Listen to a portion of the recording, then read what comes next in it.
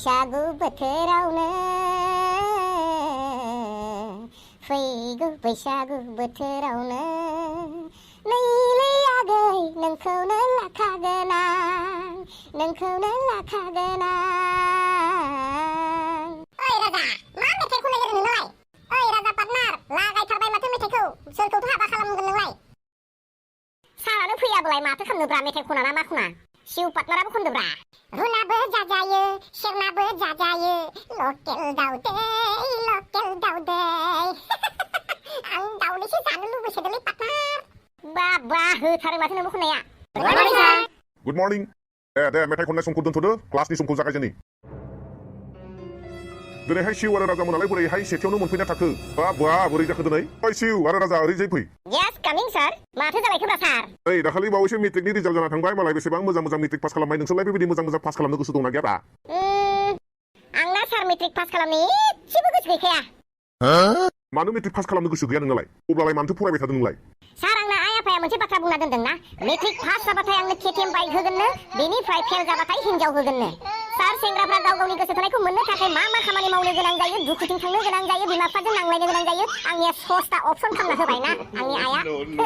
सार आं मेट्रिकखौ फेल खालामनोसै हिनजाव लानोसै आंनो केटिएम नाङा सार हिनजावसो नांगौ आंनोबो। जाबाय गियानि जाबाय नों आंनि खर'खौ नोंबो जाजोबथारसिगोन। सिउआलाय मेट्रिक पास खालामनो गोसो दंना गैया? आं पास खालामगोन पास खालामा बेनि बाथ्राखौ दिनथ' आङो माखासे बाथ्राखौ बुंग्रोनि। आंनि आइया फरायदोंमोन क्लास 7 आंनि आफाया फरायदोंमोन क्लास 8। दा आं बेयावहाय सानदों मा आंनि बिमा बिफायानो क्लास 7 क्लास 8 ल'सो फरायदोंब्ला आंबो क्लास 10 आवनो गारगोन। मानोना आङो बांद्राय गोजौ फरायब्ला आंनि आइ आफाया लाजिनो गोनां जागोन ना सार। दा सारा बुजिबाय दा आं पास खालामगोन ना फेल खालामगोन? ओइ सिउ राजामोन गियानिफोर नोंसोरनि बुंनायफ्रालाय मा बुंनाय जाखो बेलाय? मा बाथ्रा बुंनाय जादों बियो? मा खोथा बे? सार जोंखौ रायबाय थानो नांलाब्रा।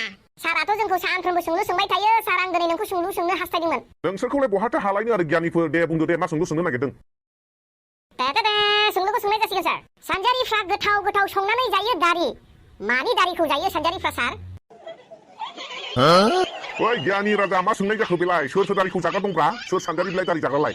दंब्रा सार माने नोङो सोंनायनि फिननायखौ होनो हाया हायाब्ला हाया होनदोंब्रा सार आं फिननायखौ होगोन।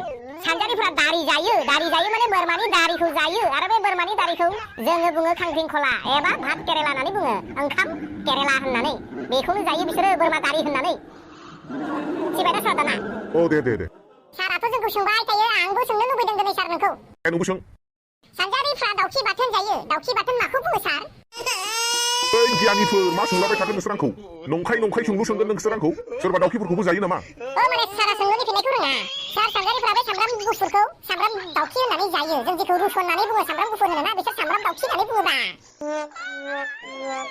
ओइ गियानिफोर मा सोंलु सोंखो नोंसोर? आयु सारा दिनैसो मोनदों जोंखौबा बायदि से दाजाब से बेसेबां जायो हायाब्ला जोंखौ जा बुनो नागिरो रायो दिनैसो सारा जों लासिं जानो गोनां जादों।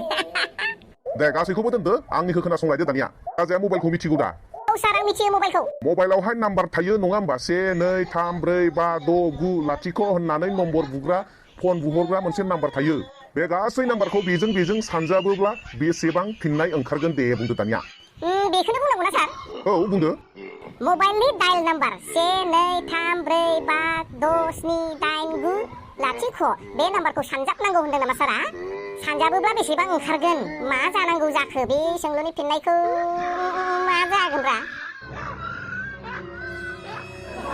सार आङो सेखा मोनसे लागोन आरो सेखाजोंहाय मबाइलावनो ओरै सानजाब दानस'ना होगोन अब्लानिया बे थुख्रा 4 जागोन। जामारबाय नोङो आंनि खर'खौ जामारबाय। खोनासं सिउ आरो राजामोन 1 2 3 4 5 6 7 8 9 0 नम्बर थायो। जेरावनोखि 0 नम्बर थायो लाथिख'जों सानजाबो अब्लानिया लाथिख'आनो जायो। जेसेबांखि गिदिर नाम्बार थाया मानो अनजिमा थाया मानो लाथिख'जों जेब्ला सानजाबना होयो लाथिख' जायो। नोंनियालाय मा मबाइलखौसो दानखावनाय जाखो? आयु ओइ राजा आरो सिउ नोंसोरखौ। सार बिदिसो। दालाय सिउ बुंनायसाय मोनसे सोंलुनि फिननाय। सोंलुखौ बुंब्रा सार। वाह मा एसे दुगा बे सिउनि दुगाया। मोनसे खारबाय थानाय बासावहाय गासै 50 सा पेसेन्जार्सफोर दङमोन आरो उदालगुरियाव बे बासा राखिबाय बेयावहाय गासै 10 सा ओंखारबाय। आरोबाव बासा उदालगुरिनिफ्राय खारै क'क्राझार मोनहैबाय। क'क्राझाराव गासै आरोबाव 10 सा गारियाव गाखोबाय। दानिया सोंलुआ जाहैबाय बासाव बेसेबां पेसेन्जार जाखो? ओइ सार मा सोंलु जाखोलाय बारलाय? दाना ओंखारबाय गाखोबायल'ब्रा सार बासालाय बड'लेण्ड बासमोन ना बेलेग बासमोनब्रा साननानै लादो बड'लेण्ड बास बासा साखाया बेसे दंमोन सार 12था साखा गोनांब्रा बासालाय लाइट गोनां ना लाइट गैयिमोन सार ओइ बासनि डिटेल्सखौलाय नोंलाय मानो नांगौ जाखो बासनि डिटेल्सजोंलाय नोंलाय मा फिन होनो सार बासाव मा थायो मा गैया बेखौनो नों बुंजोबनो रोङाब्लालाय अब्लालाय नोंनि सोंनायनि फिननायाबो जेबो गैखाया बे सोंलुआनो मोजां नङाब्ला फिननायबो गैयालाय आंनाव सार ओहो गियानि बा सोंलुनि फिननाय होनो रोङा दाजाब सानजाब दानख' जेबो रोङा बेयावखाय माबा माबि फिदिंनानै सम एंगारदो नोङो बाहादुरि ओइ सिउ नों र' नोंखौ गाबोनहाय हांथु खराय होगोन आंखौ